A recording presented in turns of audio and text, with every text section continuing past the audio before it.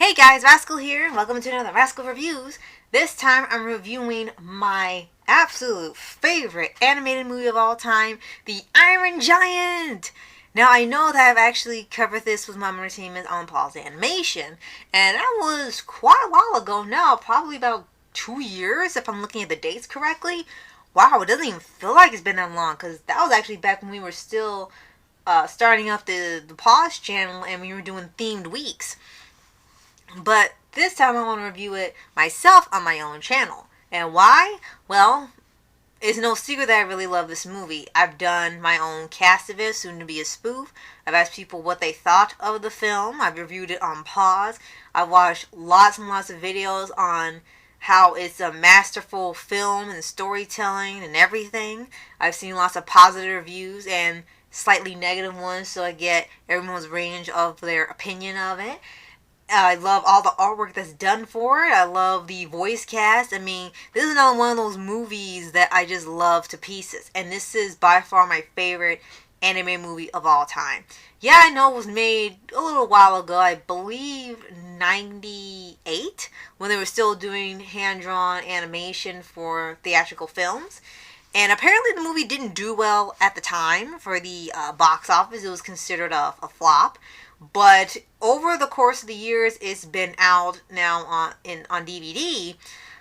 It's gotten a huge following as one of the best animated films ever made. Not just for Warner Brothers, but also by Brad Bird, and just for the state of animation as a whole.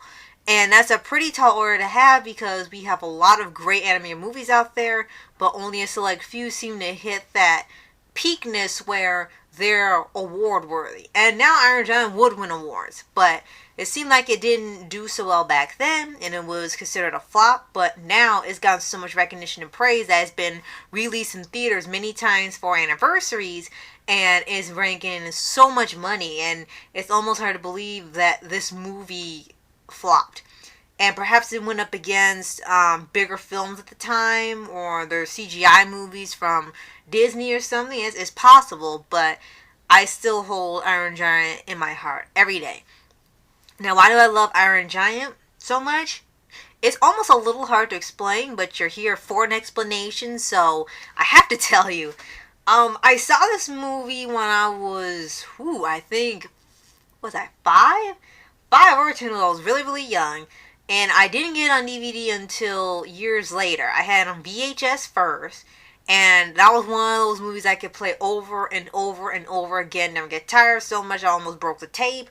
When it came on TV, I would watch it. When it was on demand, I would watch it. When Cartoon Network had that 24-hour Iron Giant marathon, I kept that on as long as I could keep the TV on. If I turned it off, then it was like a break. But as soon as it was back on, I would go back to Iron Giant. I was probably the only kid at that time who watched Iron Giant almost the entire 24 hours and didn't care how many times it looped. That's how much I loved it. Now, as for the movie itself, it seemed like it's rather a cliched plot with an alien coming down, a mysterious alien coming down from the sky, befriends a boy, and the boy and the alien become friends. The alien is seen as a threat, and so on and so forth. And yeah, it's been done before, especially movies like with E.T. and others, but Iron Giant did it so well that it felt like a whole different movie. And a lot of the voice acting performances were so well done that I have seen many comments where the voices were so good that it felt like you weren't even hearing actors anymore. It felt like you were just listening to people, and they just put animation over it, especially with Hogarth's mother, Annie. And the voice actress did such a good job of playing her. It's like she didn't even feel like you were just watching a TV mom or animated mom. You were just seeing a mom. And it kind of pulls you into the story where you could believe this actually happened with how real everyone sounded. It sounded like everybody was really into this movie and into their roles in the story, because everything clicked. Everything was delivered perfectly. And you really can't improve the movie any more than it already is. Now, apparently when I researched the movie, at one point it was actually adapted from a book, and the book was much darker than this film. And it had to do with death and moving on and grief, and it was supposed to be sort of a lesson for kids on how to handle that when it comes up in their lives, whether it be the loss of a family member, a friend, a pet, or anything. This would be how the kids will learn about grief and learn to keep going to move on. And originally, the company wanted to remake the Iron Giant into a modern day movie. It was not going to be set in the time period it was. It was going to be a modern day movie, a musical, and have rap numbers. And if that isn't the epitome of Hollywood executives butting in, not knowing what the heck to make, then I don't know what is.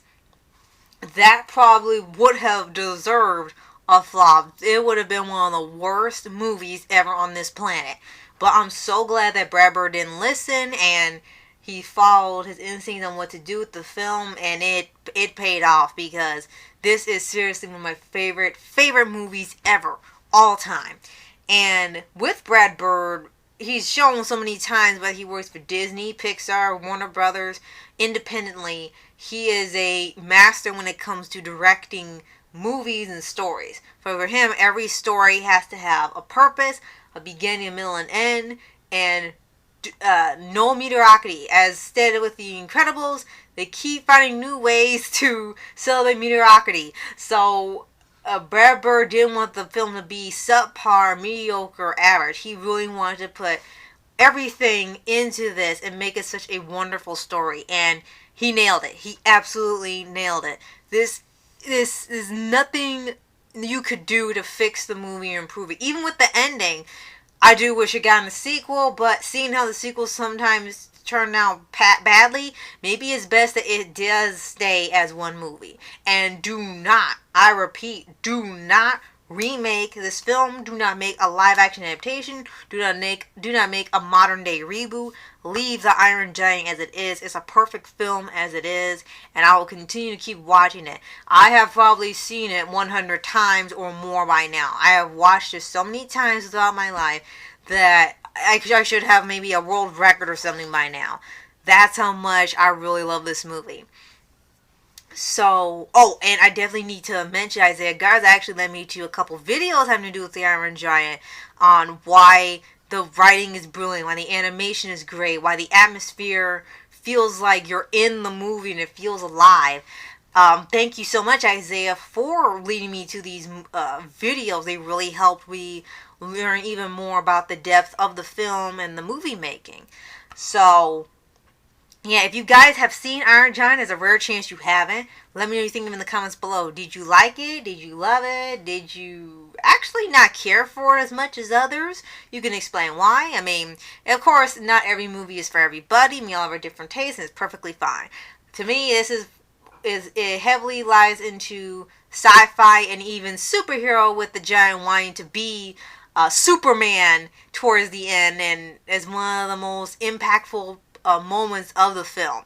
So, yeah, just let me know what you think of it in the comments. Like, love, hate it, or just sort of meh about it, which is fine. You have a favorite character, or any fun facts about the movie that you have that you want to put in there that I or others may not know about. Because there's definitely more, because there always seems to be something new about this movie and never seem to know until later. So, thank you so much for watching, and I'll see you guys next time. Later.